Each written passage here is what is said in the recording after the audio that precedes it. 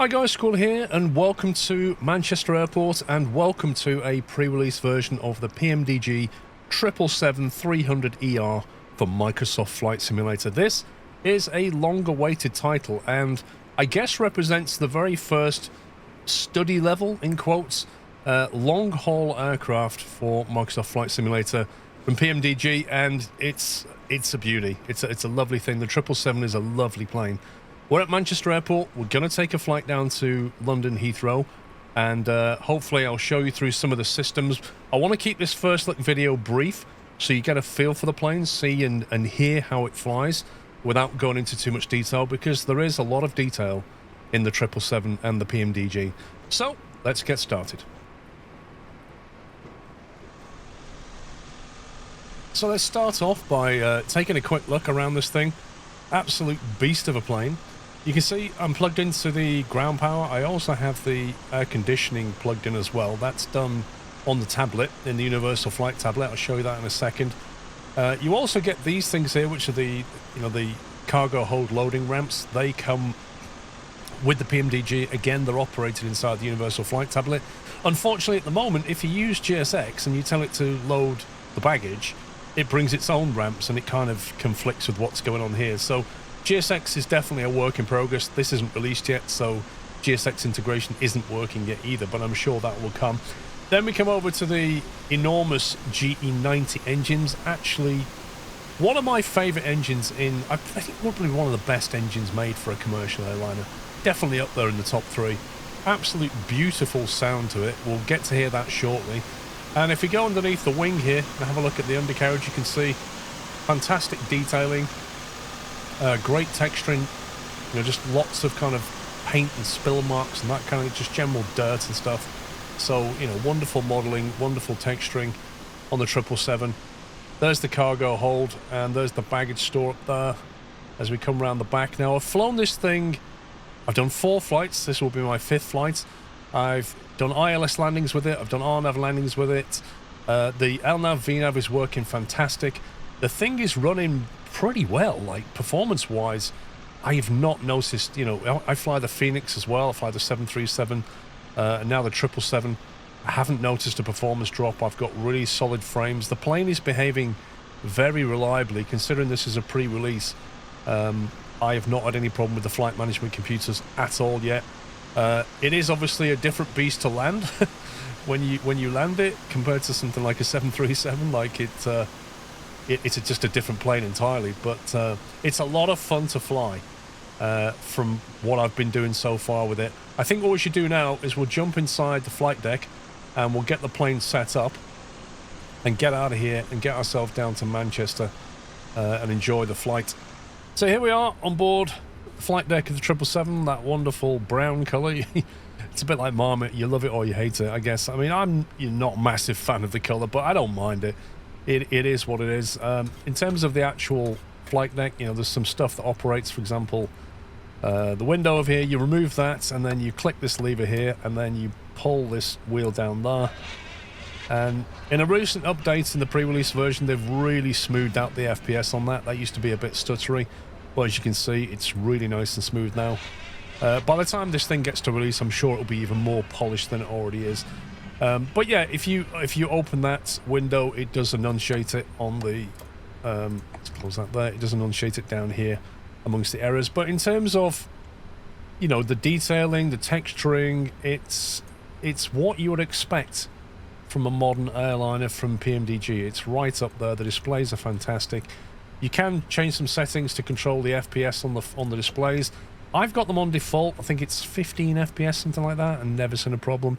If you come through to the actual cabin here, it's pretty good. Obviously, this is the BA sort of, what do they call it? Business class? Very posh. It even has some screens on it as the wonderful British Airways logo. Welcome to World Traveller. So yeah, never had the pleasure of sitting up in World Traveller on a BA flight. Maybe one day, but it is a bit pricey. But yeah, you can take a walk around the cabin and the flight deck. Yeah, look, nothing special to report here, just wonderful texturing and detailing. I can't remember if those seats actually move or not. I couldn't get them to move. Maybe they do. Anyway, what we should do is, let me just quickly show you the overhead. So there's the overhead. If you're used to the 737, this is a little bit more Airbus-like in that it takes care of some more stuff for you. For example, you know, the APU generators, as soon as the APU starts, it will automatically route power in. So as soon as you turn this off, it'll just, you know, flow the power through. Same with the bleeder. You can largely leave this stuff on auto and it will just take care of itself. No need to set the landing elevation or the target flight cruise control. That's cruise level, anything like that. You can largely leave stuff just in, you know, full auto and it will just take care of it. You can set the cabin temperature up here. You can monitor that stuff on the 777, which we'll have a look at in a second. And there's all your lights down here, etc. Nothing unusual there. Let's tell the plane where it is. The nav data's out of date because currently my Navigraph doesn't understand the 777 yet because it's not released. So I'm using a slightly old rack, but not, you know, not tremendously out of date. It seems to know roughly where it is, I think. 1 second, have we got the ADIRU on? This button here should tell it where it is. Set into inertial position. Okay, so we are at EGCC. We'll tell it where we are. And we're at gate 27. There we go. So that's where you are, son. That's pretty much bang on, isn't it? For what it thinks it is. So what we'll do now... Oh, there we go. It's finally given me the option. So yeah, that will do nicely. Right, over to the route. We can do a route request, but first what we need to do is... If you've got SimBrief, and SimBrief, which you should have, you can basically request the data from SimBrief, so that pulls the flight plan through. From SimBrief, they're taking out of 23 left at Manchester, landing 27 right, I think, currently, down at Heathrow. Just quickly get the weather, 210 at 8 knots. Yeah, it's all looking good. 10:13, no significant weather at all. If I basically bring in, on Navigraph charts, you can basically see we're taking the Samba 1 Yankee, which is basically a straight out with a bit of a noise abatement turn around a town over here. And then out to Samba, Utaxa, and then over to, what's it, Honningley, I think that's called. And then we've got the Honningley 1 hotel arrival, and then we'll probably have to vector ourselves down into Heathrow. In terms of where we're parked, we're at 27 here. There's a stand, so we'll push back probably, we'll take Echo, I guess, and then Papa, straight over 23 right and down for 23 left departure. That is the plan. But first we need to get the plane set up properly. I'll quickly show you some of the options that you've now got, because obviously this is the new Universal Flight Tablet. It's like the 737 one with some extra stuff, mostly around ground operations here. So you can see from here, instead of having to go into the FMC, you can actually remove the wheel chocks, you can release the air conditioning unit, the ground power. You can do it from here. It's got full door management, so you can basically open and close, arm and disarm all the doors, including all the cargo stuff. You've then got automated ground ops, which I haven't really played with, but it looks like you can chuck some fuel in here. And it does have a fuel truck, as well as a maintenance van, and even a honey truck by the look of it. So it has extra stuff in there. I've not played with all of this. I've only had it for 48 hours. The ground maintenance, you can refill the oil, hydraulic, fire bottles. Don't know how this works in detail yet. I know that they've modelled tyre wear and that kind of thing. So I suspect as I fly this more and more, it will start to build up a picture of needing some maintenance. So that's going to be an interesting thing to play with. Then finally, you've got the ground connections, which I showed you earlier. Everything else is largely the same, except, and I'll show you this in the flight, it has a vertical profile on the flight plan as well as the lateral profile. And the electronic flight bag will actually give you a... Is it this one? There you go. So it gives you a VNAV sense as well, which I think is new. I don't remember seeing that on the 737. But yeah, that's largely that. So what we'll do now is set up the rest of the plane and get ourselves out of here. Alright, first things first, we'll do the route request, which will bring it through via the SimBrief, via the tablet, etc. We can just set the payload straight from SimBrief, so the number of packs has already been set. The fuel quantity is up here, and if we set fuel, there you go. Change the fuel level, and then we can select our route. So it's now requesting route. That takes it a few seconds. While it's doing that, what we'll do is we'll set this to 5,000, which is our initial clearance on the departure that we're running today. So we'll put that on 5,000, and we'll set that onto 230, which is our departure runway, and we'll have to calculate our speed in a second. Right, so it's loaded the forecast, descent forecast, the wind data, and the perf in it. It's already done, and the route 1 is uplink is ready. So if we put this on the legs page, then click load, we should see it populate the legs that we're looking for. It's got the flight number there, Speedbird 9 Papa Whiskey. It should also, I think, show 23... It's not showing it, is it? 23 left. Doesn't show that. So it's got that in, but before I activate it, I'll go to departure arrival, select 23 left, and then the Samba 1 Yankee is the departure we want. Go back to that, and we'll then activate it. Exec. And that has given us our flight plan. It ends at Honningley though, so we will have to, as soon as we take off and start climbing, we'll have to punch in our arrival because it's a very short hop. For a 777, this is like going down to the corner shop, basically. This thing is way more capable than what we're doing. So let's have a look at the performance tool. So we'll select 23 left, import from the aircraft, import the weather, calculate. So that gives us a rating of a takeoff 2 rating, selected temperature 45, and then we've got some V speeds here. Flaps 5, so our VREF is 136, so we'll change that to 146 over there, like so. And then, whoops, we'll come back over to here. We'll go down to our perf init page, chuck that into there, and then we'll go takeoff 2 configuration 45 Celsius, and that will give us, with flaps 5, 140, 144, 152. That's close enough. That's close enough. So we'll accept that. That is that done. Okay, so we've got our speeds done. Next thing we need to do is turn our flight directors on here, and we can arm the LNAV and VNAV. Auto throttle stays on this plane. It says perf VNAV unavailable because, I'll tell you why, I haven't accepted the perf init unable to cruise 230. Actually, that should be 190, I think. Let's do that. Cruise at 190. Yeah, that's fine. That's all set. That's still set. Okay, right. Let's get the APU fired up here. And we'll start getting rid of some of the stuff that's around. So while the APU is firing up, what we can do is we can come over to here, and under ground operations, ground service vehicles, we can release the cargo operations.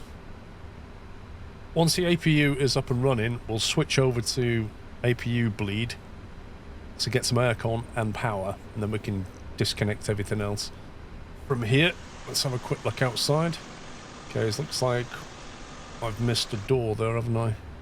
Release the forward cargo. There we go. Hey, there we go, the door's closing. Lovely jubbly. Nice smooth hydraulic animation.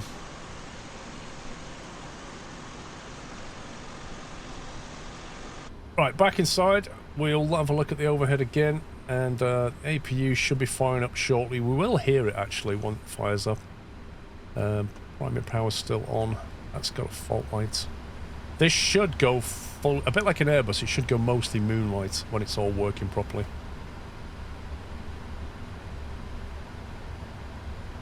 APU running, there it is down there.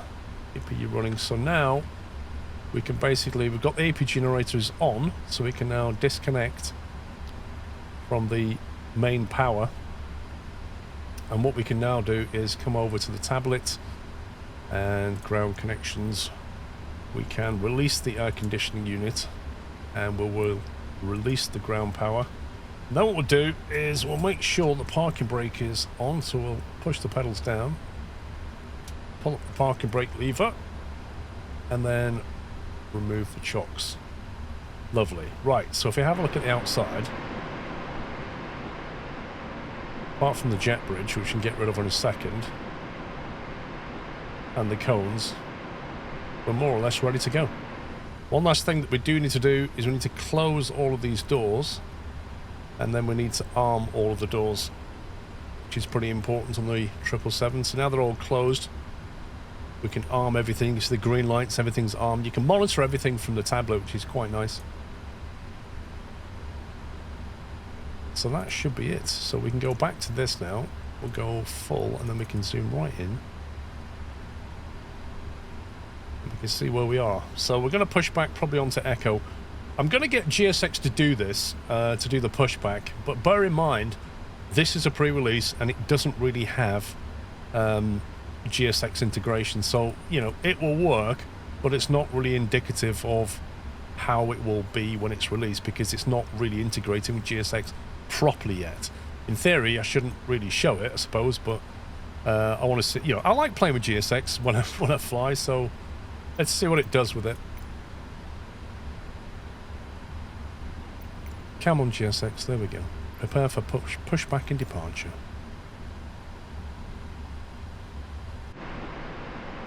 So, right, cones have gone.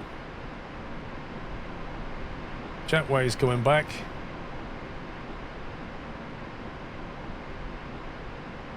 And I'm going to give you the wonderful delights of listening to the GE90 fire up. I'm not going to talk while the engine starts, because I know you want to hear it. It's one of the best engines. It's just beautiful. If you've never heard of GE90, you've never lived. Ready for pushback. We are ready for pushback. Now, what you'll probably see is when GSX pushes, it doesn't animate smoothly. It kind of, I don't know, like nudges it along. I think they need to give it a profile or something. I'm not sure.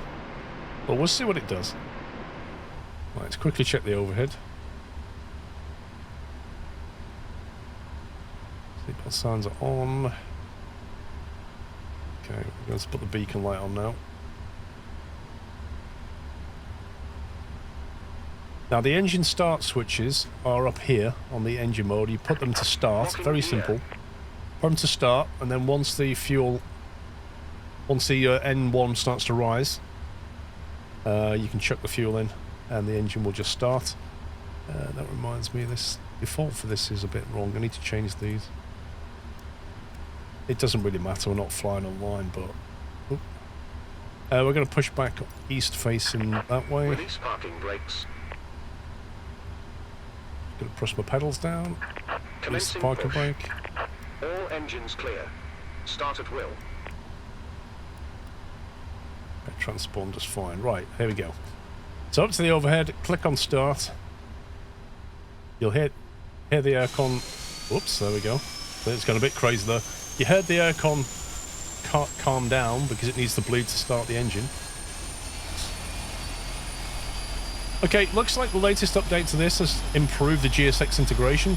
It did a little strange thing then, but the pushback is a lot smoother than it used to be when I was playing with it yesterday. So we'll chuck the fuel in.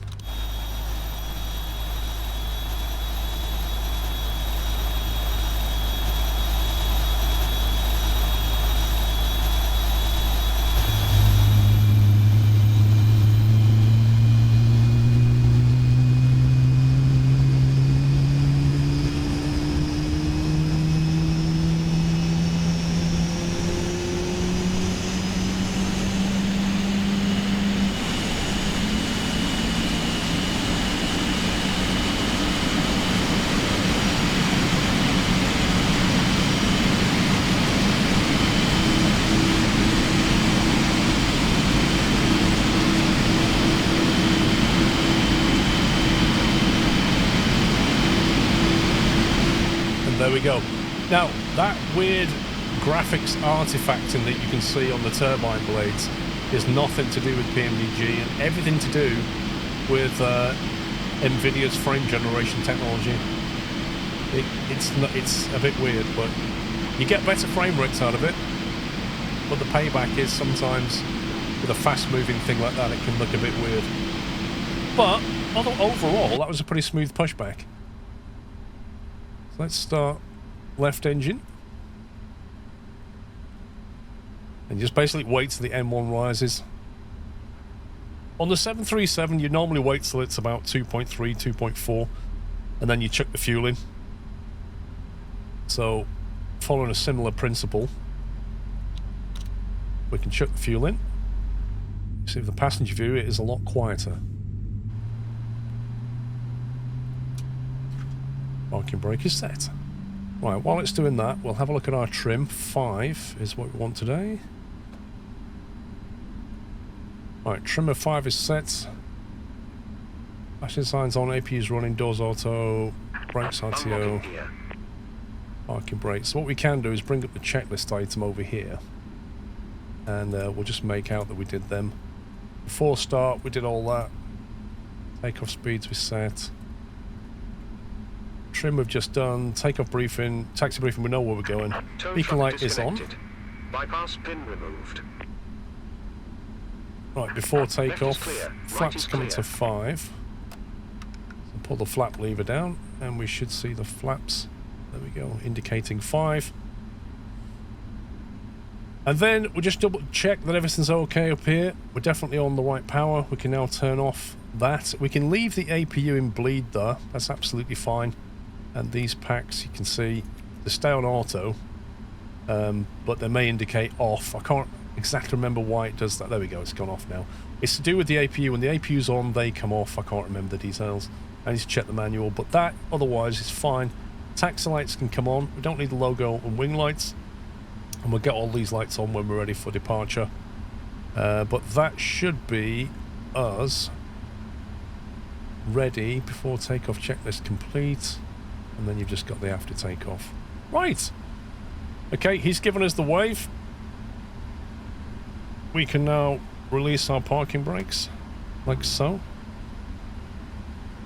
Set parking brakes immediately. Come on, GSX, you've finished. Have a good trip. Thank you very much. This thing is running quite lightweight because it's a short trip, so it's going to be a feisty takeoff. Like, it's going to take off like a rocket, I've no doubt. Okay, we need to go to, this is Delta, we need to take a left turn onto Papa. You've got to remember when you're taxiing this thing that it's absolutely massive. Like, what is behind you is a lot. And it's particularly, you know, when you come into a gate when you're parking, it's so easy to turn in too soon, and then you end up with a plane slanted in the taxiway, in the stand. By the way, apologies if I sound a bit nasally. I've been hit with a cold and hay fever this week, so it's not perfect timing, but, you know, it is what it is. If you suffer from hay fever, bro, I'm sure you understand what I'm going through. Right, straight over at Papa. This is 2-3 right that you cross over to get to 2-3 left. So normally you'd sort of wait here. Then the plane would land, and then you'd get clearance to taxi across. But we're not online, so there's nothing to report. Right, to flick the barrow over to... It always defaults to inches of mercury. And I don't think you can default it in the settings, can you? I don't know, I need to check that. It might be an aircraft setting. Also should have started the clock when I started the engines. Checklist say. Right, let's double check everything. It's all armed. 230, 5000. Got a VREF speed is in. That's the cabin crew telling us they're ready. I've mapped a button on my throttle to the takeoff go-around button, toga button. Suggest you do that as well. If you don't, you can press that little screw there. It's like a little PMDG hack. Press that button, that screw, and it initiates the full toga takeoff thrust, basically. But if you have a button mapped to it, you can use that. Okay, we are on the runway. Runway lights are coming on. My turn-off lights are coming on, and if we can get that as well. TARA and we'll line her up. Right, let's get down to Manchester, shall we? There she is, looking all resplendent. I've got to throttle up in this external view and bring the power up gently. And hit the toggle button.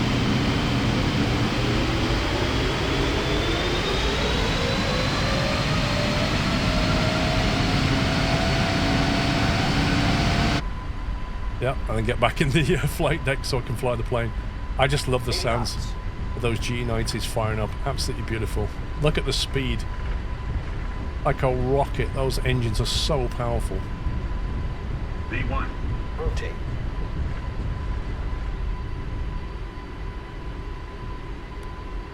And we're up. Gears coming up. Did you see the NVIDIA artifacting on the left then? The frame generation technology.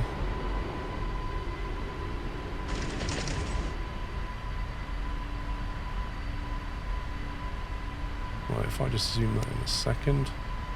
Okay, I'm just going to hand fly it for a sec, just to show you what it's like. You really feel the weight. It's really heavy. Like, it's a big bird, and you definitely notice it. It's not agile. Particularly when you're on the approach, you've got to make adjustments in good time. This is the noise abatement term we're talking about. There's a little town just over there, you see it? And they like everything to just fly this way around it. So we're going to get the flaps up. Watch how long it takes for the flaps to come up. There's the indicator down here. I've put the flap lever up. But they are barn doors of flaps, and they take a while to come up. And that's something else when you're flying from the 737 to this thing, is everything takes a lot longer. You need to do it a little bit earlier. Okay, let's stick the AP in. Turn off the runway turn-off lights. Keep the pack sign on. And there's the throttle down. Flight level 50 at Samba, so we are restricted to Samba. I think, again, this is a noise abatement thing. They like everything to be in a lovely quiet turnaround here. But listen to those engines purr, they sound so good.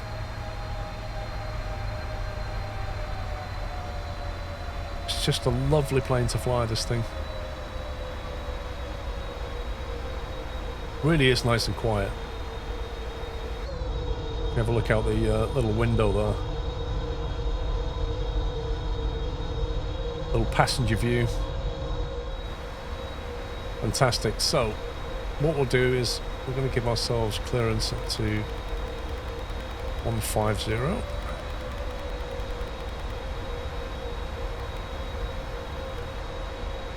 Like that. So, there's Samba will be coming up here. You're basically constrained to 5,000 to Samba, and then you climb out. But what we could do is flight level change ourselves and just start climbing now.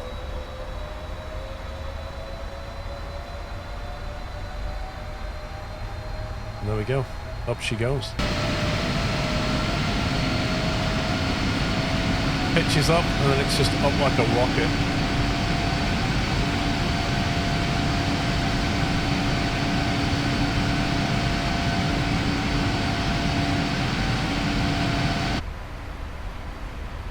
Okay, over to standard pressure.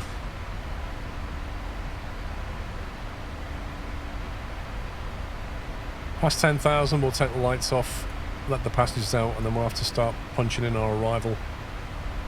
We know we're going to be coming in on the 27 left, so what we can probably do is get that punched in now. Arrival. Let's shoot the ILS.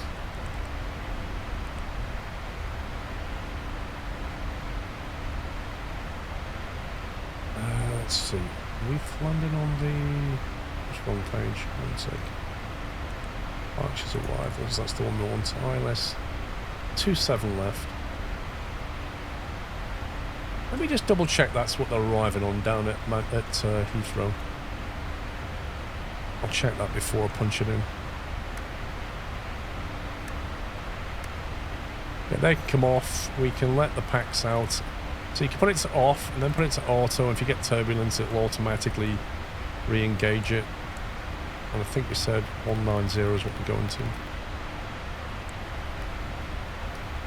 And I'm going to quickly check where they're landing at Heathrow. Okay, they are landing at 27 right down at Heathrow, so we can take the ILS 27 right via the BNN transition here, and that will punch us more or less straight into Heathrow. So let's do that. ILS 27 right via the BNN and onto 1 hotel exec. Now, unlike the 737, you don't have to punch in your frequencies. It will have automatically punched the ILS in there, which I'll just double check is the correct one. So ILS DME IRR 110.3, which is correct. Course of 269/269, so it's definitely got the right course. And the landing is the final fix 2,500. If we quickly have a look at the legs on this, there's the final fix at 2,500. So it's basically got everything that we need. We can now go to VNAV and we can go to forecast and we can load our descent winds that it calculated earlier. And that should give us a top of descent, which you can see there. Like that. Perfect. So top of descent is in 52 miles. Now we're at cruise, we can reset the MCP altitude, which I think I'll set to... Let's have a look at the arrival again. There's the arrival there. So flight level 70, Bovington seems like a good place to start. So we'll pick it up on the descent and we'll see how we can land this thing. Hopefully I won't slam it into the ground. Okay, we're on the descent and there's a couple of things we need to do here. If we bring up our descent checklist, we need to press the old recall button, which is the little button there. Nothing to report, so that's checked. Don't have any notes. Auto brake, we will go and calculate that on the tablet. So if we go to here, forms tool, runway 27 right. We'll have probably auto brake 2 would be okay, I would have thought. Import the weather, 1015 down there. Yeah, plenty of runway. So we'll go auto brake 2. Set that to auto brake 2. Landing in VREF, so we need to calculate that. So on the calculator, we're looking at a VREF of 140. So we'll take flaps 3 and 140. Then we need to set our barrow. So our barrow is going to be 278 is on the barrow. So let's set that.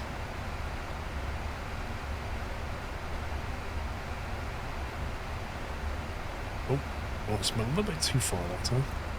Now the way you can do this, you can click it and then drag it with your mouse and it'll go a lot quicker. Barrow 270 is set. So VREF has been set. Minimums have been set. Approach briefing we know about already, so we'll put the next checklist up, which is the approach checklist. And that just means setting the altimeter. We're coming down to 10,000 now, so we'll get the old landing lights on. And we'll start to get the passengers back into their seatbelts. One last thing I like to do, it's not something you have to do, but I like to go to EGLL and put a bearing fix. So 089 is a reciprocal runway, heading of, distance of 4, and then 089, distance of 10.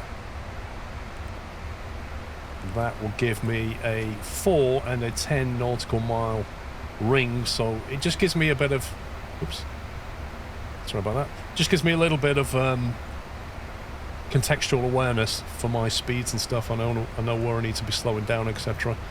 Other than that, it should be following the VNAV speeds that we set. 140 is our reference. 220 limit coming up. So it's going to back us off fairly soon. Flight level 70. Transition altitude. What is transition? Is it 5,000? 6,000. Transition's at 6. So when we get down to near enough flight level 70, we'll clear ourselves down to 2,500 feet.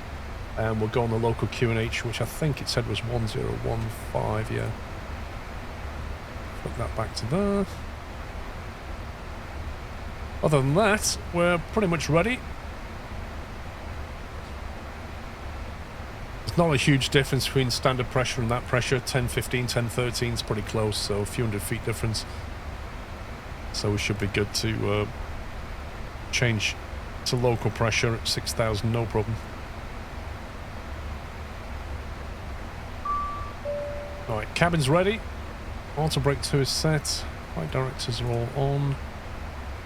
We should really set that to be... Well, it's a debatable one, isn't it? In theory, you should be following whatever track you're on. You should be setting the heading in case you need to go manual, which is good practice. In case ATC suddenly vectors you, your heading bug's already pointing the right way. And the Airbus, it does it automatically for you. It will automatically keep it aligned. But the Boeing doesn't do that, strangely enough. It's one of those features I think they should probably have copied from Airbus. But yeah, on the Boeing you do have to keep turning it every time you laterally change direction. FMC message, drag required. Okay, so it thinks we're going to have to stick the brakes out to slow down. We'll just keep our eye on it a second. Right, I'm going to go to local pressure now and come down 2,500. The local pressure is interesting. 1014 it's got here. But on that it said it must have just changed. Pressure's dropped just slightly by the look of it.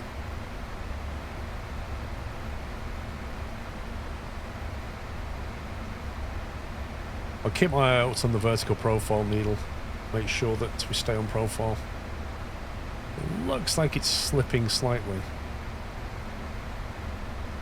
At least the trend is increasing, so we'll bring a little bit of speed brake out.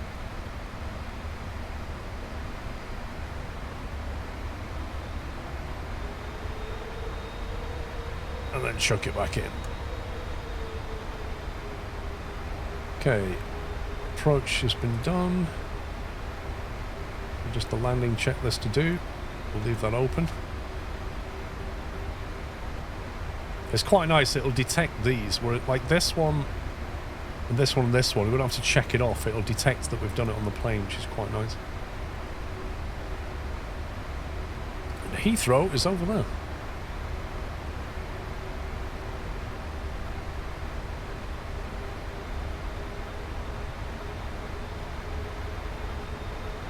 Flight level 70 restriction, we have to be above 6,000 at D1260, which is here. So we've got restrictions here and here.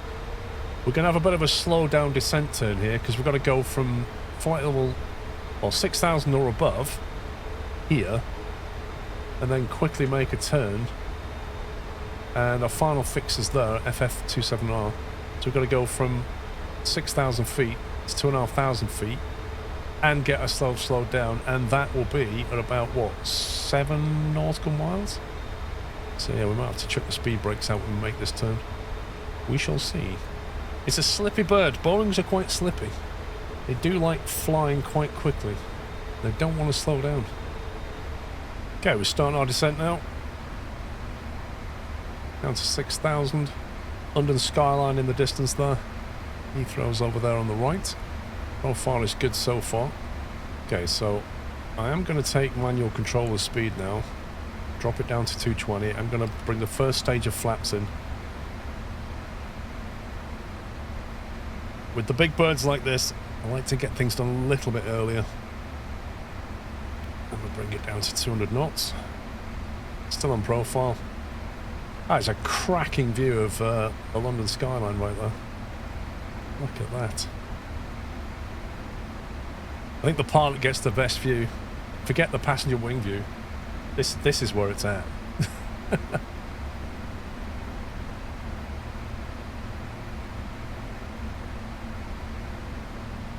There we go. It was under a flight speed restriction, I think. Now it's slowing down. Okay, as soon as we get around this turn, we're going to arm the ILS in the approach. Right, speed brake's coming out. It is struggling to slow down, isn't it? Look at this. It is really struggling because we're having to chuck away all of that altitude as well and get rid of that speed. It's really struggling with that. So we'll arm the approach now.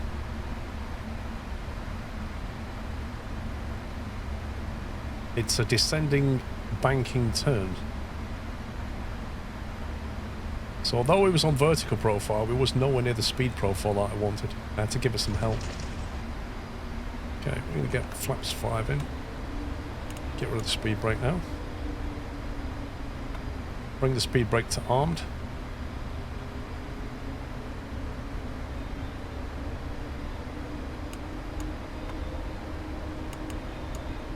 There it is, just there. And flaps 15 is in.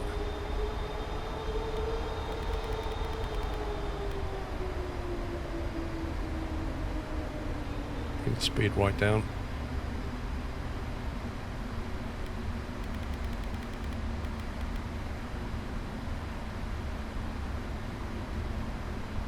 Okay. Bring up the landing gear.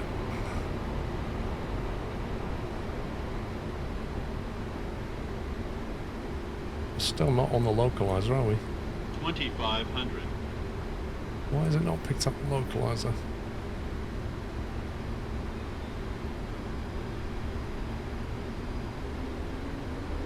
It's not picked up the localizer or the glide slope, so we'll go manual.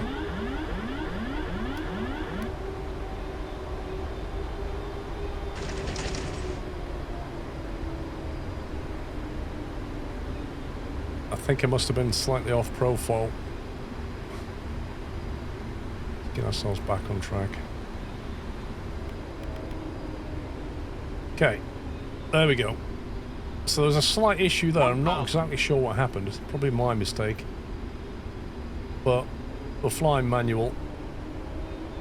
Got a slight right to left crosswind going on. We're back on profile. We're at VREF speed. Yeah, tough old bird to fly. Big, big, heavy plane. Fun though, a lot of fun. Oh, wind shear.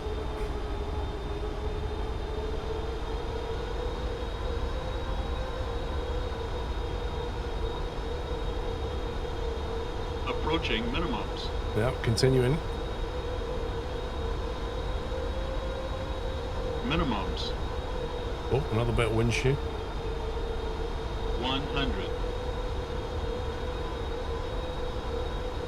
50. 30. 20. 10.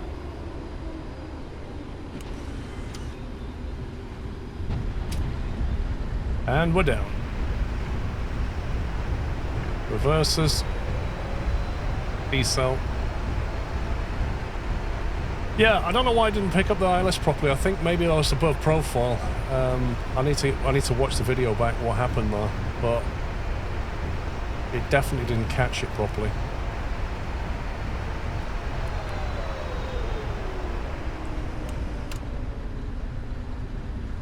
But it was no big deal. Flying it manually is fun anyway.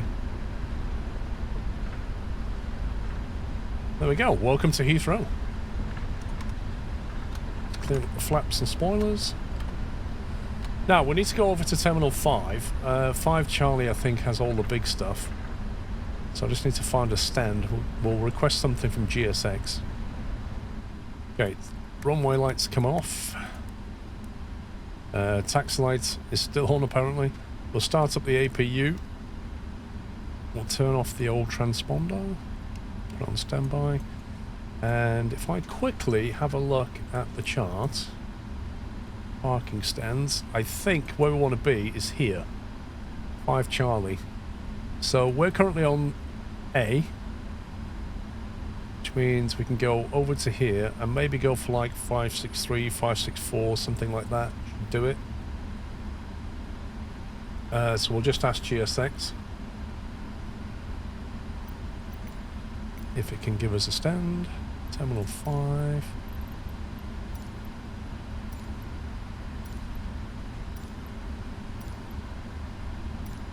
.563 is a heavy stand.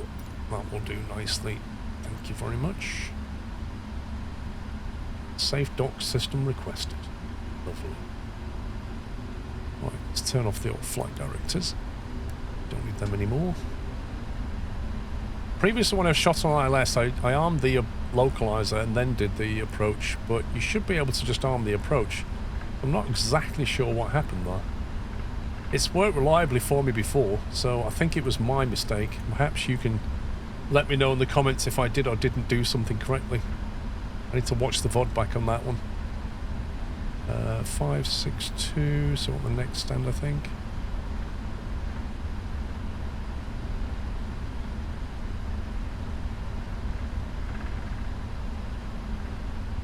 There it is, 563. Okay, so we need to go. This is tricky. I'm still trying to get used to this. We need to go past it a little bit, and then swing the plane right round.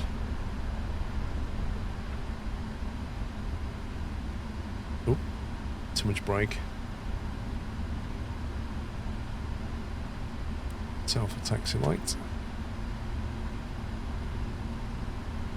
Then we'll have a look how I did.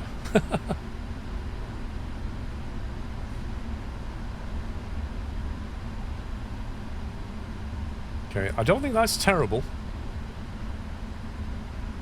Sometimes GSX can get this a bit wrong as well, but it is really tricky to see where you're going here. It does feel like you're flying into the terminal. Stop. Oh, that's not too bad. Too far. Rubbish, it says. Too far. Okay, parking brake is on. Let's have a quick look. Hey, do you know what? That's not bad. That's not bad at all. That's pretty straight. Up to the overhead. APU generator is on. Let me just double check that APU is available. APU is running, yes. Okay, APU gen is on. So we can turn off the passenger signs, cut the fuel, turn off the beacon lights, and we can basically request a deboarding. Now, I'll show you what happens. I'll do a GSX deboard. There we go. Let's see what happens here. Okay, jetway is... There's 3 jetways. It's taken that one. And it's not done a bad job, actually. That's not done a bad job at all. It's going to ask me for the door in a minute. With the 737, it can operate the FMC itself, and it can actually open the doors, but currently can't do that. Okay, so they've all turned up. Now this is where, you see those loaders, they start to interfere with GSX's belt loaders.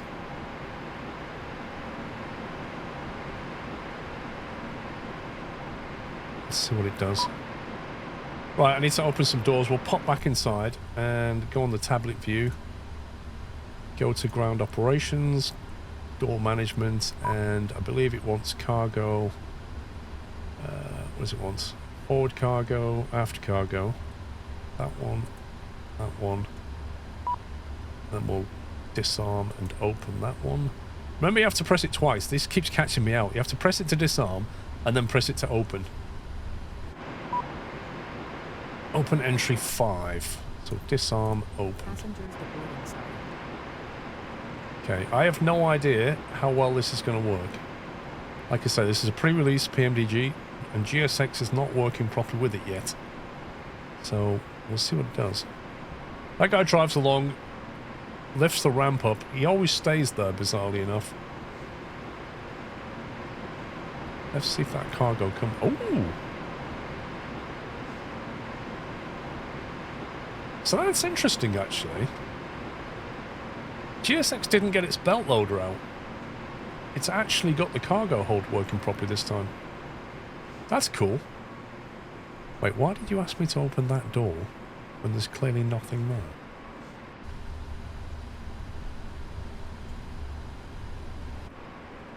That's a bit strange. Yeah, 235 passengers deboarding. But yeah. Okay. That is the first look at the PMDG 777. Releases on the 25th of June, I think it is, which is just a few days' time. I found it to be very, very good. I know it didn't capture the ILS, but it has captured it previously for me absolutely no problem. So I'm tempted to think that was a pilot error, not a plane error. But I don't know. I need to look at the footage. It's solid. It's working very well. I'm very happy with it. Of course, at some point, I need to do the London to Dubai run. Or I think some people go on VATSIM and pick it up from up in, is it Renton? The one up in where Boeing makes them. Some people get it from there, but yeah. Long haul is what this baby is made for, which means some people probably won't buy it just because they don't fly long haul. And that's perfectly understandable.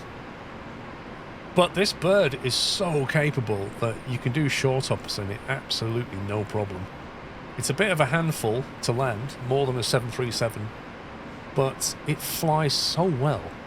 And there's a lot of new features in there. The Universal Flight Tablet makes digging through the FMC less arduous. I do want to see them develop that tablet even more, and I also want to see them backport some of those features to the 737. And hopefully, you know, this whole thing will upgrade for free onto Microsoft Flight Sim 2024. I would hate for them to release this and then charge an upgrade on 2024. I think that would be wrong. But I don't think they will, and I don't think Phoenix will either. So, but yeah, it's a great plane, guys. Very happy with it. Hope you enjoyed this first look video. Give me a thumbs up if you did. Until next time, take care and happy flying.